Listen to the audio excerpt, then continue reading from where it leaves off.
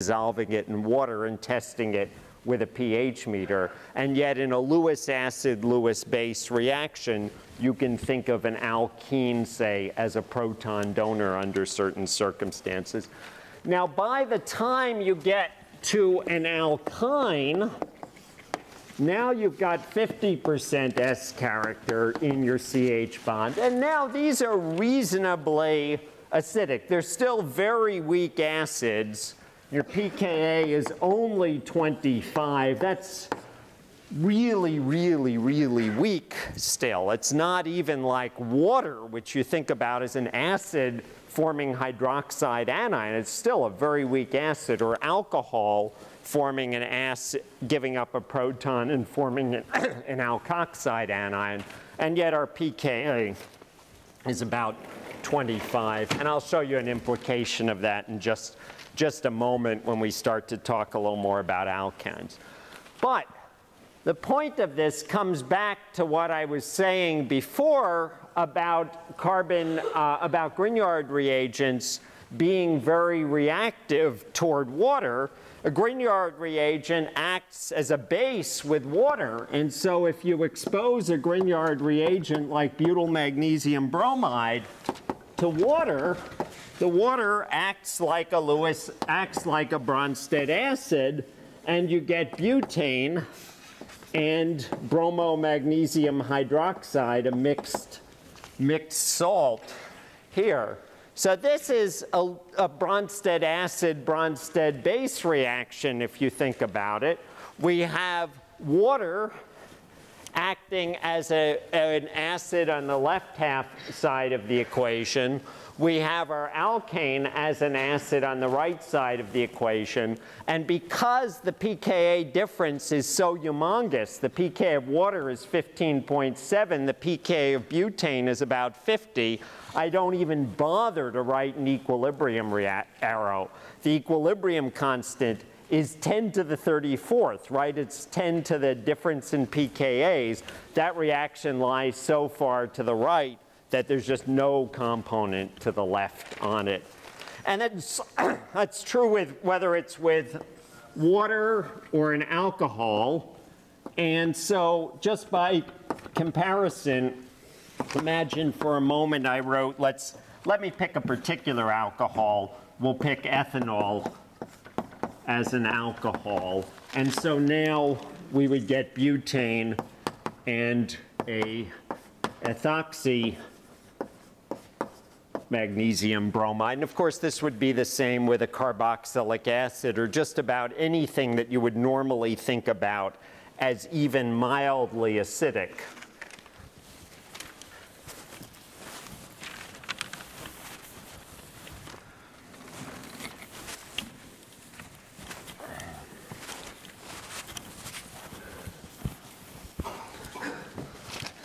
All right, well, Grignard reagents are one of a broader family of organometallic reagents.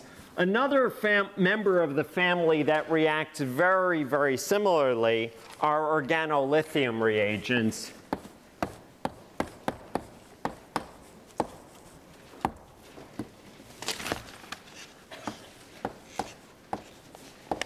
And so if we wrote Grignard reagents sort of generically as RMGX, that would be a generic way of writing a Grignard reagent. We can write organolithium reagents generically as RLI. Organolithium reagents are formed by reacting alkyl or aryl halides. Again, we're talking iodide, bromide, chloride with lithium metal. If I write a balanced equation, say, for bromobenzene and lithium, it takes 2 lithiums. And that makes sense if you think about it, right? We're carrying out a 2-electron process here, and lithium has 1 electron. So magnesium has 2 electrons. And so a balanced equation becomes that we get phenyllithium plus lithium bromide. And again, organic chemists are awfully, awfully bad about writing products of reaction. So I'll put the lithium bromide in parentheses because I might not write it.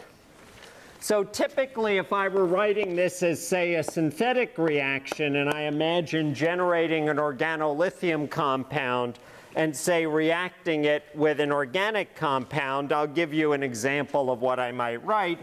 So I might take bromobenzene, or I might take chlorobenzene if I wanted, treat it with lithium metal.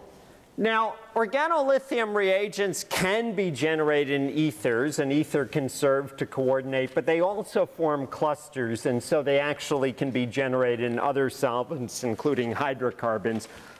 I'm just going to skip the solvent here because it's much less important than in a Grignard reaction.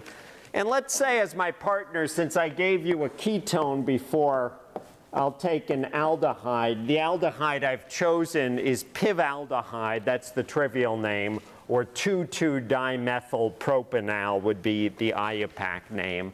And again, I'll imagine doing some type of aqueous workup. I'll just write H3O plus here to indicate I haven't specified the acid. It could be aqueous HCl, it could be aqueous sulfuric acid. One that I personally like to use in my own laboratory is aqueous ammonium chloride, which is a very mild acid and very good for workups of reactions like this. Anyway, after our workup, the product now has a new carbon-carbon bond, like so. And of course, because we've generated a stereocenter in the molecule, we've generated it as a mixture of two enantiomers. We've generated two different enantiomers in equal amounts. We've generated the racemate.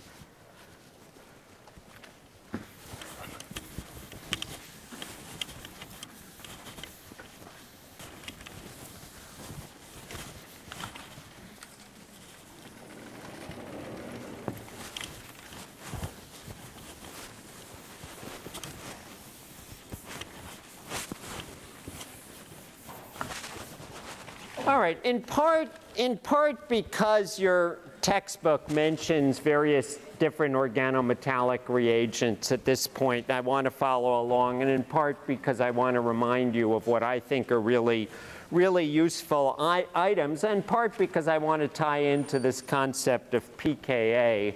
I'd like to, at this point, talk about acetylide ions.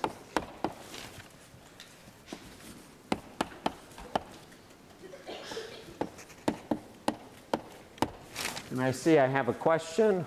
Yeah, you sort of erase the equation, but for the second equation, when magnesium bromide is attacking the ethanol, why doesn't the magnesium bromide bond to the OH but instead bond to the ethanol? What's that? Oh, the question was, why doesn't the magnesium bond to the OH? It doesn't, well, there's no OH. Oh, you're saying in that reaction, because the ethanol has now given up its proton to react with the butyl part. So the proton has come off of the ethanol onto the carbon of the butane,